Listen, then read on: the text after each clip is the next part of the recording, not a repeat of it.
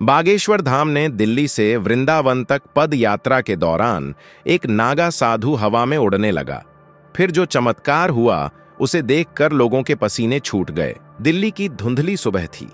वह नवंबर 2025 की बात है।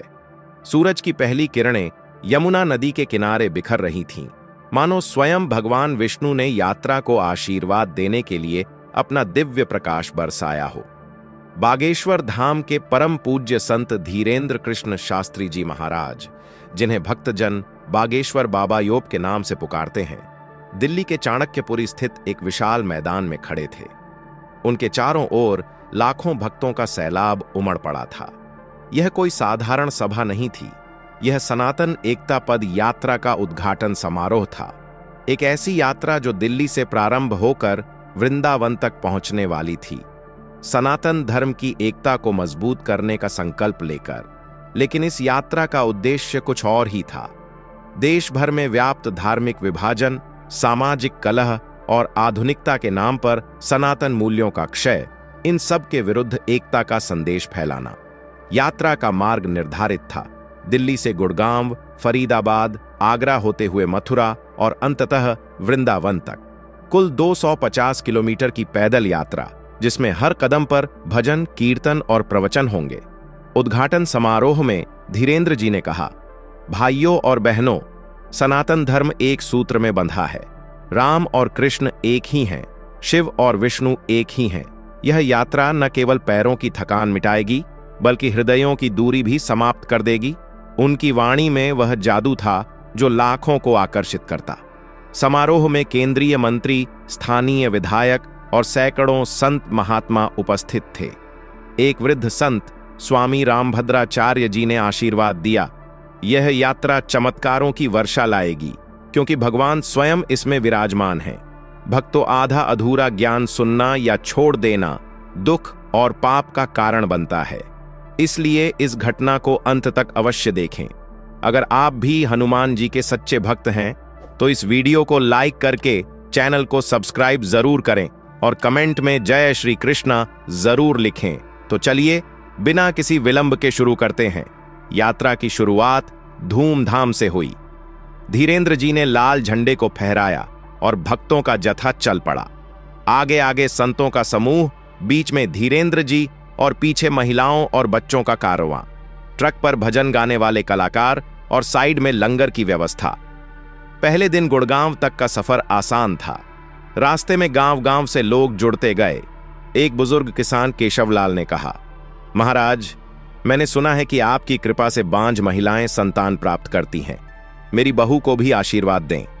धीरेंद्र जी ने मुस्कुराते हुए कहा, ईश्वर की कृपा सब पर है, बस विश्वास रखो। उस रात गुड़गांव के एक मैदान में विश्राम हुआ। भक्तों ने रामचरितमानस का पाठ किया और हवा में एक अजीब सी शांति घुली हुई थी। दूसरा दिन फरीदाबाद की ओर बढ़ा। गर्मी चरम पर थी, सूरज आग उगल रहा था। भक्तों के पैरों में छाले पड़ने लगे, लेकिन धीरेंद्र जी का उत्साह देखकर कोई पीछे न हटा। रास्ते में एक दुर्घटना घटी। एक ट्रक का टायर फट गया, जिसमें लंगर का सामान लदा था। सब चिंतित हो गए। धीरेंद्र जी ने कहा, यह ईश्वर की परीक्षा है, प्रार्थना करो।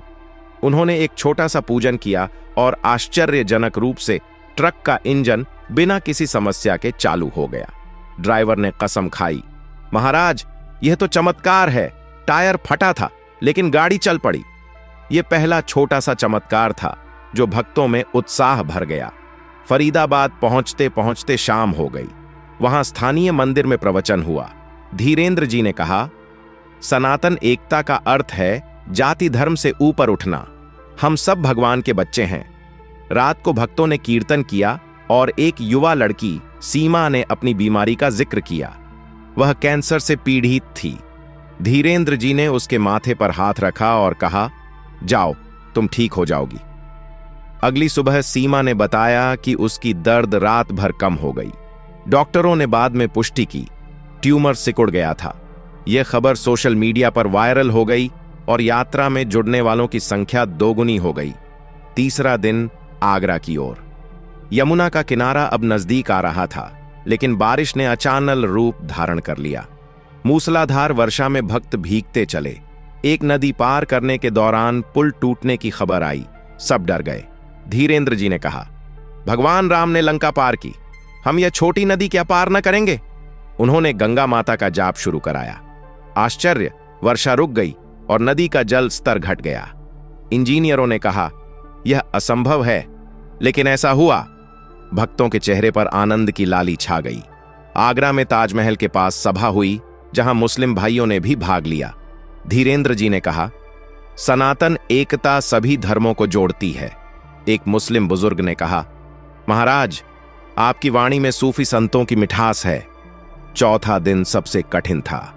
मथुरा के निकटवर्ती गांवों में राजनीतिक तनाव था। कुछ असामाजिक तत्व यात्रा को रोकने की कोशिश कर रहे थे। रास्ते में पथराव हुआ। एक भक्त घायल हो गया। धीरेन्द्र जी ने दुखी होकर कहा, हिंसा सनातन के विरुद्ध है। प्रार्थना से शत्रु मित्र बन जाते हैं। उन्होंने एक हवन किया और अचानक हवा का एक तेज झोंका आया जो पथराव करने वालों को भगा ले गया। पुलिस ने बाद में बताया कि वे भागे नहीं, बल्कि किसी अदृश्य शक्ति ने उन्हें धकेला। यह चमत्कार यात्रा को और मजबूत बना गया। मथुरा पहुंचते ही भक्तों की संख्या करोड़ों में पहुंच गई। रात को द्वारकाधीश मंदिर में आरती हुई और हवा में घंटियों की ध्वनि गूंजती रही। 5वां दिन सूर्योदय के समय यात्रा का जत्था मथुरा के ब्रज क्षेत्र में प्रवेश कर चुका था। वृंदावन अब मात्र 20 किलोमीटर दूर था। लेकिन इस दिन कुछ विशेष था। रात भर सोशल मीडिया पर खबरें उड़ रही थीं। बागेश्वर बाबा की यात्रा में चमत्कारों की बौछार। करोड़ों भक्त उमड़ पड़े। सड़कें पैदल यात्रियों से पट गईं। हेलीकॉप्टरों से दृश्य कैद हो रहे थे, मानो कोई महाकुंभ सा हो।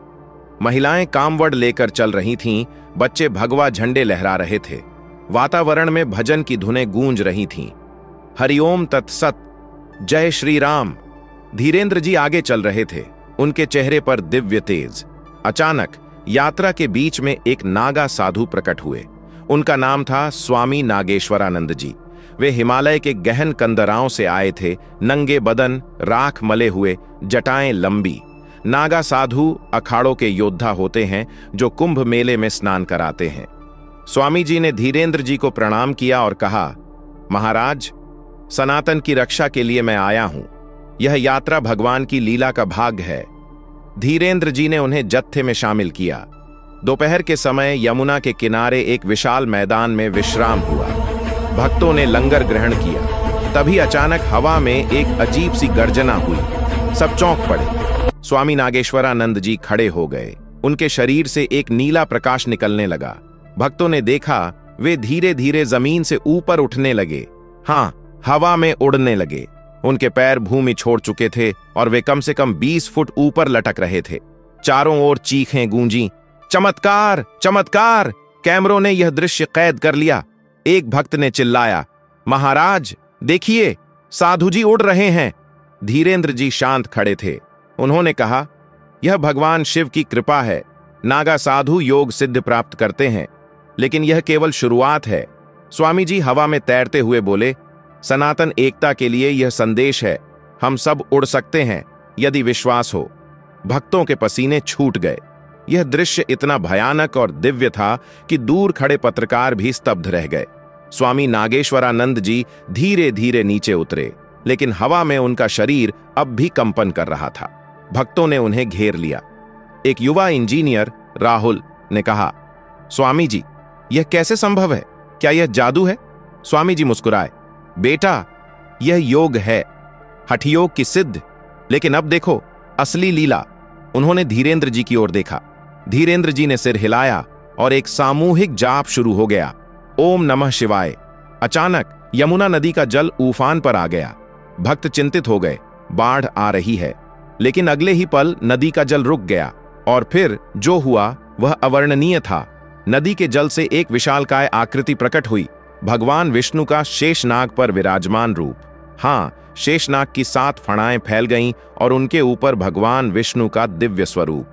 नीले वस्त्र, शंख चक्र गदा पद्म धारण किए। भक्तों की आंखें फटी की फटी रह गईं। धीरेन्द्र जी घुटनों पर बैठ गए। स्वामी नागेश्वरानंद जी ने कहा, देखो भक्तों, यह सनातन एकता का प्रतीक है। विष्णु और शिव एक हैं। भगवान के स्वरूप ने एक संदेश दिया। एक दिव्य वाणी गूंजी, मेरे भक्तों, एक रहो, प्रेम करो, विभाजन मिथ्या है।